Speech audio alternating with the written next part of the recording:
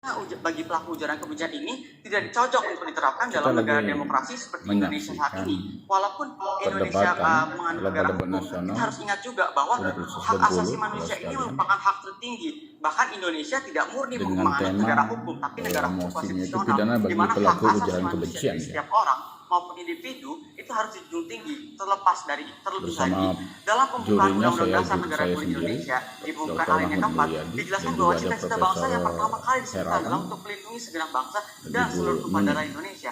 Maka kami tidak melihat korelasi dari pemidanaan bagi pelaku ujaran kebencian ini. Lalu kita akan menyampaikan dua solusi yang kami akan tawarkan. Solusi yang pertama adalah mengenai kami merasa akan lebih efektif jika para orang-orang yang melakukan seperti bullying dan segala macam ini dilakukan sosialisasi atau pendidikan. Dengan adanya pendidikan bagi masyarakat, khusus bagi kaum milenial saat ini yang sangat menggemari media sosial, maka sudah pasti pendidikan ini akan membentuk karakter dari setiap orang. Rakyat biasa atau kaum milenial yang tadi yang mempunyai tatar bahasa yang baik, namun sekarang dengan adanya pendidikan itu mampu untuk meningkatkan dari integritas dan tatar bahasa dari masyarakat. Itu yang pertama. Solusi yang kedua adalah jika kita membahas sosial media, kita harus mengingat bahwa dalam sosial media, saya membahas dalam hal ini adalah Instagram maupun Facebook. Instagram maupun Facebook kita memiliki terms condition-nya sendiri. Terms condition itu apa? Jadi pihak dari Instagram maupun Facebook dapat menindak pelaku-pelaku ujaran kebencian atau bullying.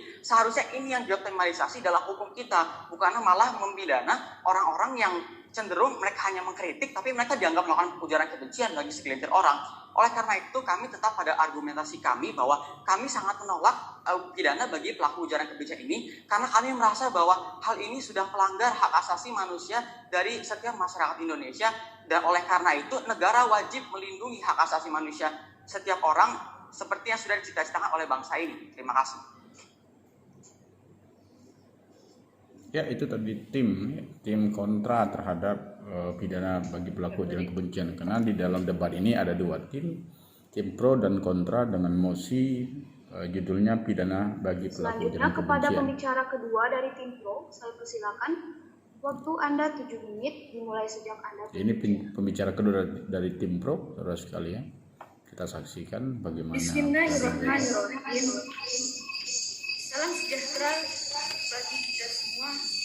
Om Swastiastu, Namo Buddhaya, salam kebajikan. Jurinya Profesor Dr. Herawan Sauni, SMS, kemudian juga Ibu Patricia Ekowati Suryaningsi, dan saya sendiri Dr. Mahmud Mulyadi, SMH. Bisa diulangi?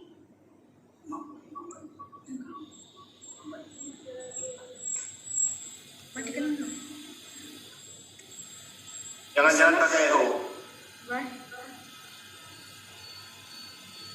Masih mantul-mantul, Kak? Gak kedengeran?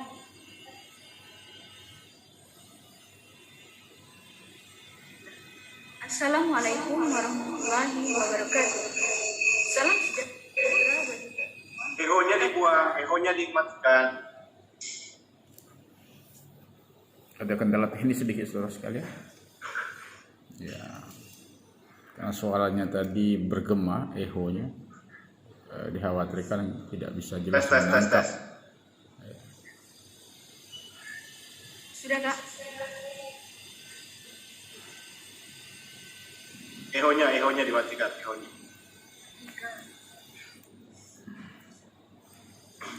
Sebentar.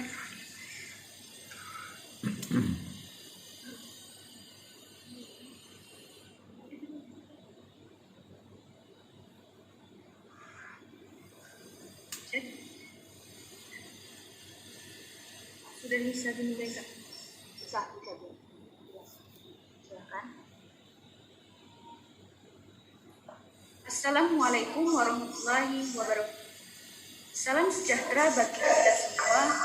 Salam Om Swastiastu, Namo Buddhaya, salam kebajikan. Dewan juri yang terhormat, moderator serta pemerhati hukum yang kami hormati, serta kolega kami dari tim kontra yang kami hormati. Pada kesempatan ini kami ada posisi setuju di dalam ujaran kebencian.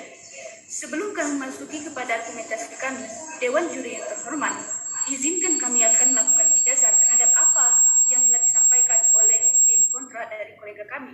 Dewan Juri yang terhormat, kesalahan berpikir dari tim kontra. Tim kontra tadi, dia mengatakan bahwa ujaran kebencian itu tidak berhak untuk dilakukan yang namanya pidana, dikarenakan bertentangan dengan HAM. Dewan Juri yang terhormat, perlu diketahui bahwa hak asasi manusia itu ada di dalam Undang-Undang Dasar 1945, di dalam pasal 28A sampai 28J. Nah, di dalam ketentuan mengenai hak tersebut, di dalam pasal 28J itu ada pembatasan mengenai hak asasi manusia. Di dalam pasal 28J dikatakan bahwa setiap orang wajib menghormati hak asasi manusia orang lain. Dan juga di dalam pasal 28J ayat 2 dikatakan dalam menjalankan hak dan kebebasannya, setiap orang wajib tunduk kepada pembatasan yang telah ditetapkan. Interupsi. Dengan adanya hal tersebut, pembatasan tersebut itu merupakan sesuatu hal yang konstitusional. Dikatakan mengapa? Untuk menghormati hak asasi manusia orang lain. Bukannya yang dikatakan oleh tim kontra tadi tidak perlu dilakukan dengan pidana. Itu tentunya telah bertentangan dengan konstitusional negara kita itu sendiri, Dewan Juri yang terhormat. Baiklah, sebelumnya kami akan memasuki kepada argumentasi kami. Interupsi. Kami yaitu silakan pidana bagi pelaku ujaran kebencian. Dewan Juri yang terhormat, di dalam pasal 28 ayat 2 Undang-Undang Informasi dan Transaksi Elektronik, selanjutnya akan kami sebut sebagai Undang-Undang ITE, dikatakan bahwa setiap orang dengan sengaja dan tanpa hak menyebarkan informasi yang ditujukan untuk menimbulkan rasa kebencian atau permusuhan individu atau kelompok masyarakat tertentu berdasarkan atas suku, agama, ras, dan antar golongan. Dan Interupsi, juga Kak. Dewan Juri yang terhormat, pasal 46A ayat 2 Undang-Undang ITE juga dikatakan bahwa setiap orang yang dengan sengaja dan tanpa hak menyebarkan informasi yang ditujukan untuk menimbulkan rasa kebencian atau permusuhan dan atau kelompok masyarakat tertentu atas suku, agama, ras, dan sara dan antar golongan atau sara sebagaimana dimaksud dalam pasal 28 ayat 2 yang telah kami sebutkan, itu dipenjara. Baik, dipersilakan. Baik, jadi kami mau interupsi. Justru ada kesalahan berpikir di mana dalam pasal 1 ayat 3 pasal 1 ayat 2 dijelaskan bahwa Indonesia adalah negara hukum. Maka dari itu harus dikedepankan hukum yang pasti, bukannya hukum yang ambigu dengan tidak ada parameter yang jelas. Demikian, terima kasih. 156, pasal 156A dan pasal 157 Kitab Undang-Undang Hukum Pidana. Dan juga telah bersesuaian dengan hukum internasional, yaitu pasal 29 ayat 2 Deklarasi Universal HAM atau pada tahun 1948. Dewan Juri yang terhormat, di dalam pasal 29 ayat 2 di Deklarasi HAM dikatakan dalam menjalankan hak-hak kebebasan. Baiklah, siap interupsi.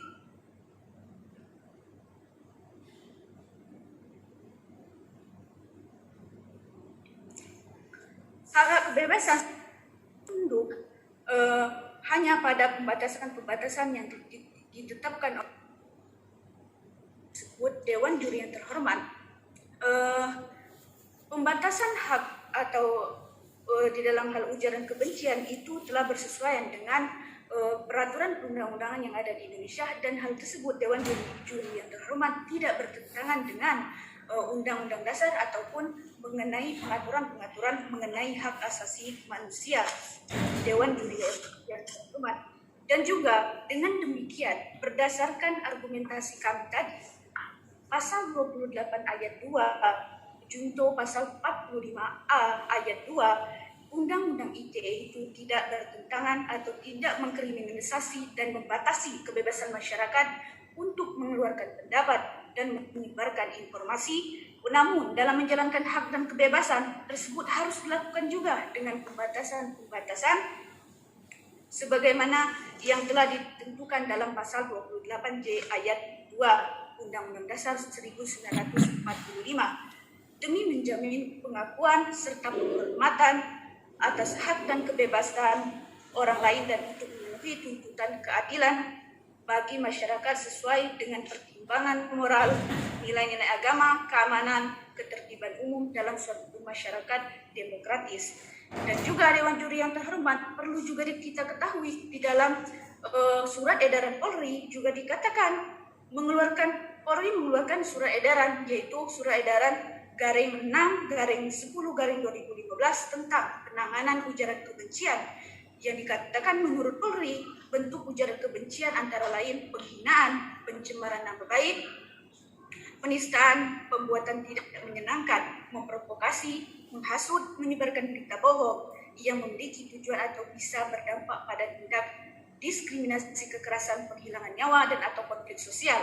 Dengan adanya hal tersebut, unsur-unsur pidana atau hal tersebut, unsur-unsur kebencian itu sudah sangat nyata ada di dalam peraturan undang-undang Indonesia, dan juga hal tersebut tidak bertentangan dengan hak asasi manusia, sehingga pidana bagi pelaku ujaran kebencian itu merupakan sesuatu hal yang relevan dan tidak bertentangan dengan HAM, dan itu merupakan sesuatu yang merupakan sesuatu hal yang relevan.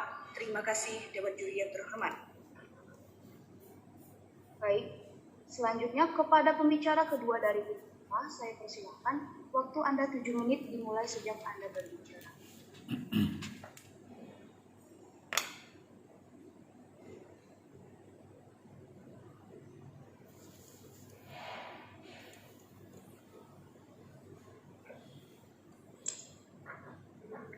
Fiat justitia ruat caelum. Let the justice be done, though the heaven should fall. Keadilan harus ditegakkan walau mengorbankan kebaikan. Hal yang ingin kami sampaikan dari tim kontra tidak semata-mata karena ada yang merasa dirugikan atas suatu tindakan, lalu kita semata-mata langsung mempidana tindakan tersebut. Harus ada pertimbangan yang lebih panjang dari itu. Sebelum masuk pada argumen kami, saya akan menyampaikan 2 poin sanggahan terhadap pernyataan dari tim pro itu sendiri. Pertama, tim pro ini selalu menegaskan bahwa kita sudah ada hukumnya, bahwa ujaran kebencian ini sudah diatur dalam KUHP, bahwa sudah ada dalam Undang-Undang ITE, dan sudah ada dalam aturan SE Kapolri. Yang ingin kami tegaskan adalah hukum-hukum itu tidak memberikan parameter yang jelas mengenai apa yang disebut sebagai ujaran kebencian dan apa yang tidak. Kita tahu bahwa kata-kata itu sangat multitafsir. Oleh karena itu kita kenal adanya nama hukum hermeneutika, di mana merupakan ilmu yang dikhususkan dibuat untuk menafsirkan kata-kata, karena saking suku kata itu bisa bermakna sangat banyak. Ketika saya menyatakan kamu kulitnya terlalu pucat atau kamu terlalu gelap, ada beberapa orang yang menafsirkan kata-kata ini sebagai suatu ujaran kebencian, namun tidak selalu. Esensinya ada mungkin saya ingin memuji orang tersebut, namun ini malah dimisinterpretasikan. Pada poin sanggahan yang kedua, saya ingin menegaskan bagaimana tim pro ini selalu menegaskan bahwa kebencian itu merugikan, oleh karena itu harus dihukum. Namun kita ingin menegaskan, apabila parameternya belum jelas dalam hukum kita, kita tahu pada Undang-Undang Dasar tahun 1945, pasal 1 ayat 3, Indonesia merupakan negara hukum. Artinya, segala sesuatu itu harus merujuk pada adanya kepastian hukum itu sendiri. Apabila tidak, maka hukuman itu sendiri akan merujuk pada kesewenang-wenangan. Apalagi tim pro ini menegaskan bahwa tidak ada HAM yang dilanggar pada ujaran kebencian apabila dipidana. Namun kita harus ingat kembali, apakah pembatasan itu sudah benar, apakah pembatasan terhadap kebebasan berpendapat itu tepat. Kita tahu bahwa kebebasan pers merupakan cita-cita reformasi yang sudah kita pupuk begitu lama.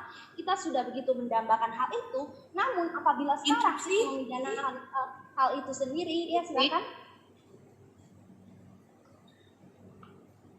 Baiklah Dewan Juri yang terhormat, nampaknya dari tim kontra belum mampu mengatakan bahwa di dalam hak asasi manusia, terutama dalam pasal 28J, baik itu ayat 1 dan ayat 2, itu dikatakan bahwa hak asasi manusia itu hanya berlaku ketika orang tersebut telah menghargai hak asasi orang lain. Akan tetapi lanjut pada argumen kami. Ia tidak. Terima kasih. Kami ingin menegaskan satu poin. Bagaimana apabila orang tersebut ternyata tidak menyampaikan ujaran kebencian, namun ia dipidana? Apabila suatu tindak pidana itu dilakukan seambigu itu dan sulit untuk dikualifikasi dan tidak ada parameter yang jelas, maka sewaktu-waktu ini hukum ini bisa berbalik menghukum orang yang tidak bersalah. Padahal kita tahu akan lebih baik untuk membebaskan 100 orang penjahat daripada menghukum 1 orang yang tidak bersalah. Hal ini karena dampak pidana itu sendiri irreversible, tidak bisa dibalik. Seseorang yang sudah dipidana atas ujaran kebencian, dia sudah dianggap sebagai residivis. Dia sudah kehilangan begitu banyak waktu dalam hidupnya, dia sudah dipandang sebagai orang yang jahat. Padahal belum ada hukum yang jelas. Oleh karena itu yang ingin kami tegaskan, hukum pidana itu seharusnya berlaku sebagai asas ultimum remedium, di mana digunakan sebagai last resort, upaya terakhir. Pada ujaran kebencian, kami tidak menilai hal itu perlu. Mengenai solusi yang sudah disampaikan oleh pembicara pertama saya, sudah ada solusi di mana pihak-pihak sosial media seperti Instagram maupun Twitter, mereka bisa menindak langsung atau mensuspend, menghentikan akun orang-orang yang melakukan ujaran kebencian ini, sehingga mereka tidak akan mampu melakukan ujaran kebencian itu di masa depan. Hal itu menurut kami sudah cukup untuk menghentikan adanya ujaran kebencian di Indonesia maupun di muka bumi ini. Oleh karena itu, kami menilai tidak ada esensi dari menghukum orang sampai penjara maupun hukuman denda yang begitu besar semata-mata karena ia dinilai melakukan ujaran kebencian. Seperti yang kami tegaskan, tidak ada parameter yang jelas mengenai hal ini. Oleh karena itu, pada argumen kedua kami ingin menjelaskan bahwa hukum itu tidak boleh berlaku represif, tetapi justru harus preventif dan rehabilitasi. Seorang psikolog anak bernama Erna Marina Kusuma menegaskan bahwa seorang yang melakukan hate speech atau ujaran kebencian ini seringkali memang memiliki keadaan mental yang tidak begitu baik, antara karena faktor kekeluargaan yang buruk maupun pertemanan. Oleh karena itu mereka juga korban. Apalagi kebanyakan tidak terima kasih, kebanyakan dari orang ini mereka berada pada usia dewasa maupun remaja dan maupun masih anak-anak.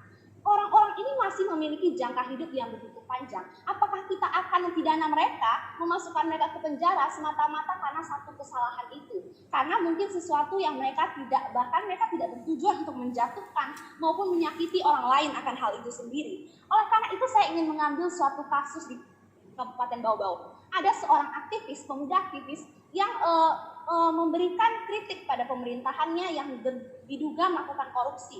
Dia mengunggah hal tersebut di sosial media. Namun apa yang terjadi, sang pemuda ini malah dipidana oleh Undang-Undang ITE. Nah, ini yang merupakan hal yang perlu kami tegaskan bahwa undang-undang ini berbahaya. Mereka mempunyai potensi untuk menghalangi orang-orang yang berniatan baik dan bahkan memidanakan orang-orang pejuang keadilan. Tentu saja ini sangat berbahaya, Dewan Juri yang kami hormati. Jangan sampai demokrasi kita ini dikekang oleh adanya undang-undang ITE. Jangan sampai demokrasi kita dikekang oleh undang-undang ITE. Padahal apabila kita nilai, ia hanya ingin menyuarakan keadilan yang mungkin sulit ia capai secara praktik. Oleh karena itu dia meminta bantuan dari sosial media untuk menegakkan keadilan ini. Oleh karena itu kami kukuh bahwa tidak boleh adanya pemidanaan terhadap ujaran kebencian karena ada solusi lain seperti pendidikan moral yang sudah ditanamkan dari masa kecil seperti yang sudah disampaikan oleh pembicara pertama kami. Dan sekian, terima kasih. Baik, selanjutnya pada pembicara ketiga dari tim Pro, saya persilahkan waktu pembicara ketiga dari tim Pro. Assalamualaikum warahmatullahi wabarakatuh. Waalaikumsalam warahmatullahi wabarakatuh. Terima kasih moderator yang kami hormati, Dewan Juri serta perhatian sekalian. Baiklah, sebelum kami memasuki materi dan mengelaborasi lebih dalam lagi, di sini kami memilih terlebih dahulu kesalahan berpikir yang telah disampaikan oleh tim kontra bahwa pertama tim kontra itu tidak mampu membedakan kritik yang membangun dengan ujaran kebencian. Selanjutnya bahwa sangat jelas ujaran kebencian merupakan kata yang sangat jelas bahwa itu merupakan kalimat yang bisa memecah belah umat, Dewan Juri yang kami hormati. Dan juga sangat beda dengan menyampaikan pendapat dan kritik pendapat yang membangun dengan ujaran kebencian yang ingin merendahkan secara privat maupun kelompok lainnya Dewan Juri yang kami hormati seperti rasis akan ras, agama, bahasa, dan lain sebagainya. Sangat jelas yang telah disampaikan oleh pembicara 1 dan 2 kami sebelumnya bahwa para kami mau membahas mengenai kesalahan berpikir justru ada pada letak di pihak pro, dikarenakan mungkin pihak pro tidak mencermati gejolak-gejolak di dalam masyarakat, karena dalam prakteknya saja tidak ada tafsiran jelas mengenai ujaran kebencian atau PT itu sendiri. Terima kasih. Dewan Juri yang kami hormati bahwa sangat jelas dalam Undang-Undang Dasar bahwa kita Undang-Undang Dasar masukkan pasal 28J ayat 1 dan ayat 2 bahwa kita tidak boleh melanggar hak asasi orang lain dengan ujaran kebencian sehingga bisa menimbulkan keresahan termasuk di media sosial yang kami hormati yang telah dibatasi oleh pembicara 1. Maka artinya jangan sampai kita merusak demokrasi yang kita jaga bersama ini dengan ujaran kebencian. Seperti itu. Maka memasuki materi kami bahwa ujaran kebencian ini secara umum merupakan refleksi yang menganjurkan hasutan untuk merugikan berdasarkan target yang diidentifikasi, baik itu ujaran kebencian terhadap kelompok, terus ras, agama, bahasa, dan lain sebagainya yang bertujuan dan berniat untuk memecah belah dan berdampak meresahkan Dewan Juri yang kami hormati melalui media sosial yang telah disebutkan pembicara kami sebelumnya.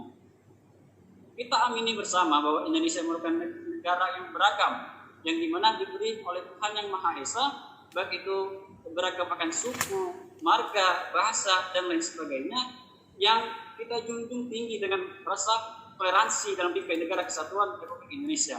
Namun karunia Tuhan Yang Maha Esa ini harus kita jaga dan kami hormati terhadap oknum atau pihak-pihak yang ingin dengan ujaran kebencian yang disebarkan melalui media sosial. Kenapa kami membatasi di media sosial? Karena media sosial saat ini ketika ada oknum yang ingin melakukan ujaran kebencian, maka efek yang ditimbulkan akan sangat cepat dan masif dan secara meluas hingga ke ujung Nusantara di dalam dunia yang kami hormati. Maka hal inilah sangat urgen untuk dipidana bagi pelaku ujaran kebencian di dalam dunia yang kami hormati.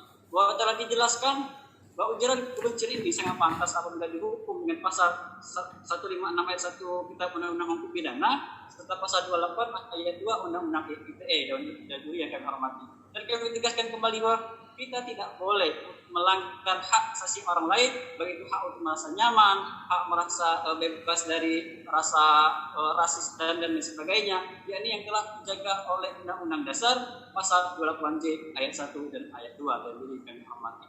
Bahwa pasal 28 ayat 2 Undang-Undang ITE termasuk dalam ketentuan bab 7 tentang perbuatan yang dilarang dalam Undang-Undang ITE.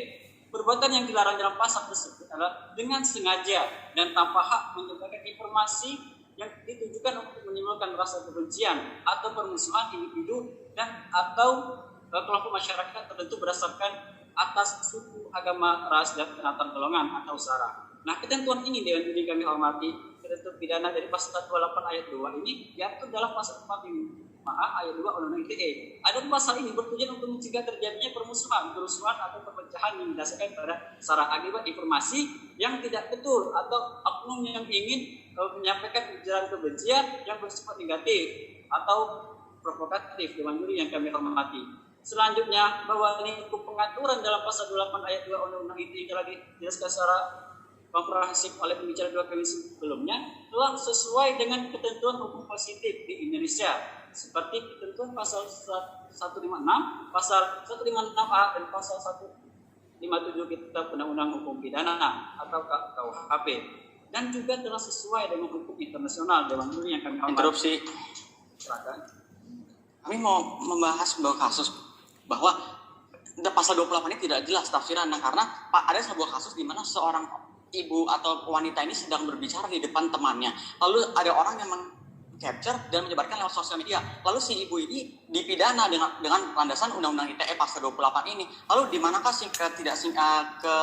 letak kesalahan si ibu ini? Gitu. Terima kasih. Dewan Juri yang kami hormati, kasus yang telah disampaikan oleh tim kontra itu tidak rinci. Apa yang disampaikan itu bahasanya bagaimana? Artinya ketika tim kontra ingin membidas maka harus memberikan informasi secara rinci, kalimat yang bagaimana yang bisa oh ibu ini dilaporkan. Dewan Juri yang kami hormati. Itu dari tadi tim kontra belum mampu untuk menyampaikan kasus atau yang secara rinci yang bisa kita memberikan bidasan yang kami hormati. Artinya tim kontra tidak bisa membawa kasus yang sangat real bahwa itu merupakan tidak sesuai dengan apa yang kami sampaikan. Bahwa kami melanjutkan argumentasi kami, maka sangat pantas dan tepat apabila pelaku yang melakukan ujaran kebencian itu untuk dikenai pidana. Dan ini dan yang kami hormati sekaligus sebagai solusi untuk dipidana bagi ujaran kebencian demi menjaga kebersamaan, rasa gotong royong dan keberagaman negara kita yang diberi Tuhan nikmat akan berbagai macam baik ras, suku dan agama yang kami hormati. Mungkin itu saja yang dapat kami sampaikan. Assalamualaikum warahmatullahi wabarakatuh.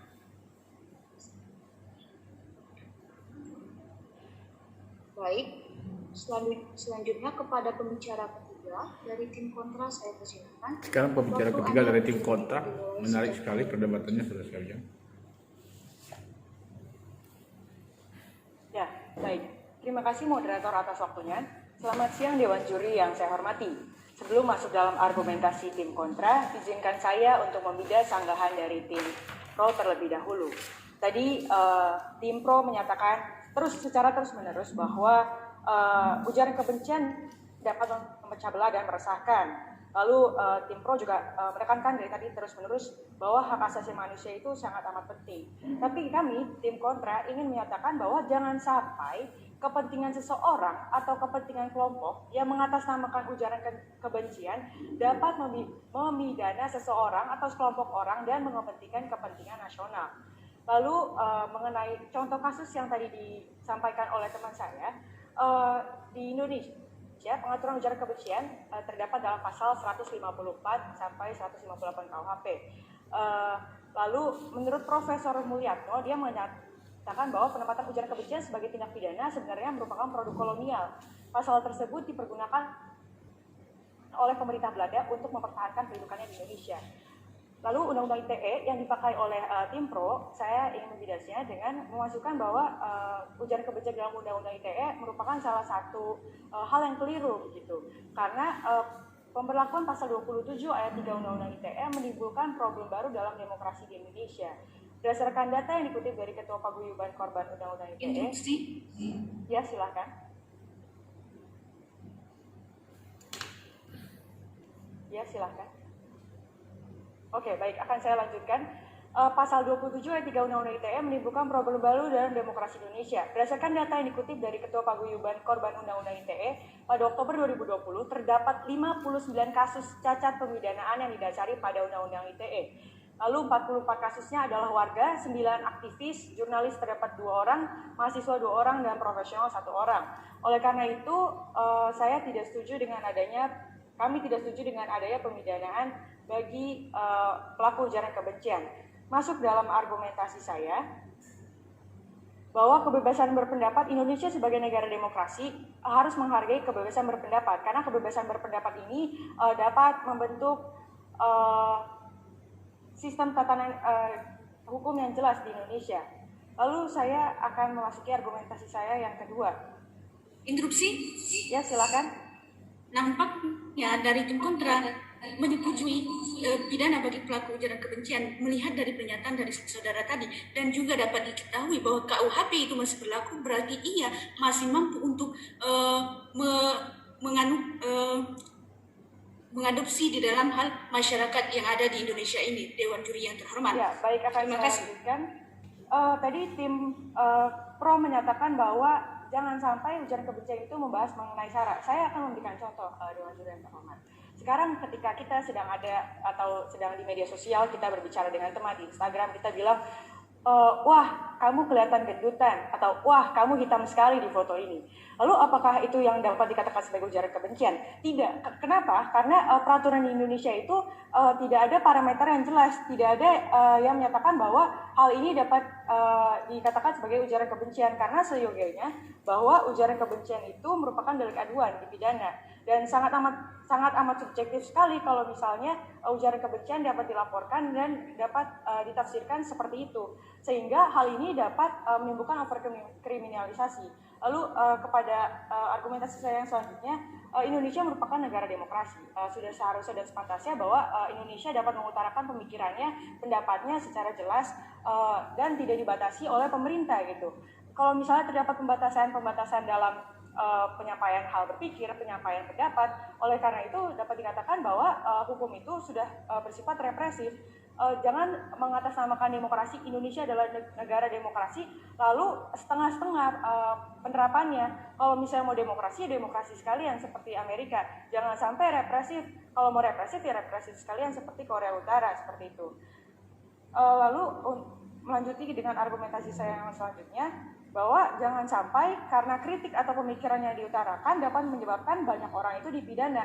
Kita dapat tahu kalau misalnya penjara-penjara di Indonesia sudah penuh. Lalu kalau misalnya tidak, terima kasih. Kalau misalnya para pelaku ujaran kebencian dipidana, lalu apa yang dapat terjadi? Semakin banyaknya. Baiklah, nampaknya dari tim kontra belum mampu.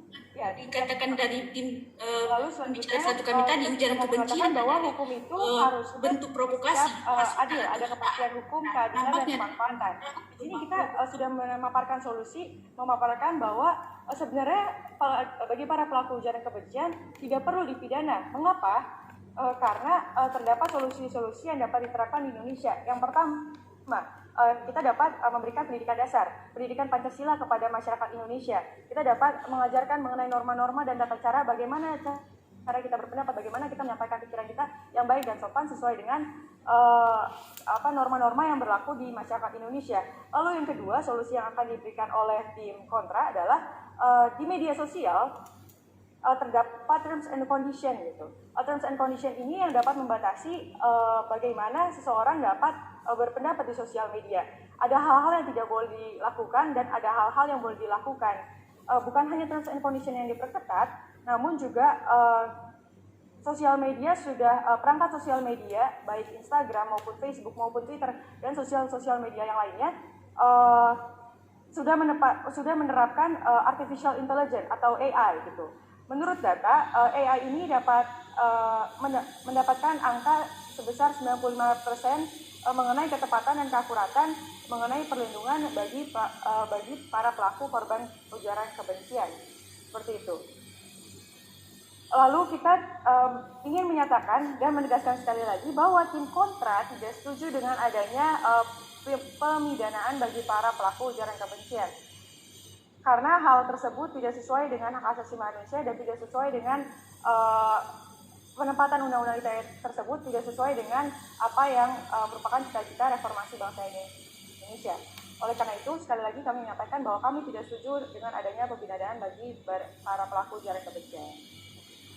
Terima kasih.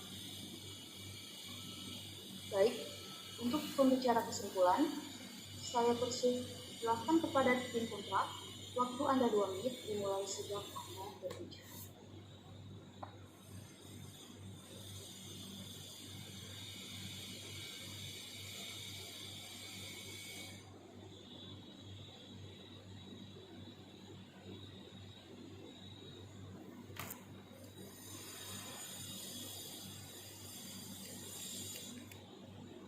Saya ulangi, untuk pembicara kesimpulan, saya persilahkan kepada tim kontra. Baik, Dewan Juri yang kami hormati, sekian banyak elaborasi dan kasus yang ditampilkan oleh tim kontra, namun tim pro hanya berkutik pada 2 hal. Yang pertama, sudah ada hukumnya dalam UU ITE dan KUHP. Yang kedua, ujaran kebencian itu buruk maka harus dipidana. Rasanya pada dunia dibentuk oleh tim pro ini, maka dari anak kecil, dewasa, remaja, semua akan banyak sekali yang masuk penjara. Pada sisi mereka, hukum ini terkesan sebagai alat untuk balas dendam. Tidak ada esensi dari memidanakan orang-orang yang pada parameternya saja belum jelas apakah yang mereka lakukan ini sebenarnya buruk atau tidak. Menurut kami, pada sisi kami, tujuan yang ingin kita capai adalah agar ujaran kebencian ini tidak merugikan masyarakat. Yang jelas, ada manfaat eksklusif yang ditunjukkan pada sisi kami, di mana kami sudah menjelaskan bahwa penindakan melalui mensuspend atau menghentikan akun sosial media Bagi perusahaan seperti Instagram, Twitter maupun Facebook, hal tersebut sudah cukup untuk menghentikan adanya hate speech maupun pemidanaan pada dunia ini. Tidak perlu adanya penggunaan pidana untuk menghentikan suatu hal ini. Kita sudah menjelaskan bahwa kata-kata itu sifatnya sangat multitafsir. Akan tidak adil mengingat betapa dampak dari ujaran kebencian ini akan merusak kehidupan dari satu orang. Bayangkan tanggungan keluarga dari orang ini masa depannya hilang hanya karena beberapa patah kata itu. Kita harus melihat esensi dari hak asasi manusia apabila orang ini terpidana atas hal yang tidak pasti tersebut. Dewan Juri yang kami hormati, kami harus menegaskan hukum jangan sampai berlaku represif, namun hukum itu harus bersifat preventif dan mencapai kesejahteraan bangsa Indonesia sebagaimana tercapai dalam cita-cita konstitusi. Sekian, terima kasih. Baik, selanjutnya saya persilakan kepada tim pro. Waktu Anda 2 menit dimulai sejak Anda berbicara. Baiklah, terima kasih kepada moderator, Dewan Juri yang arif dan bijaksana, serta rekan berpikir kami dari tim kontra. Kami merasa begitu banyaknya kesalahan berpikir dari tim kontra. Pertama, kesalahan berpikir dari tim kontra mengatakan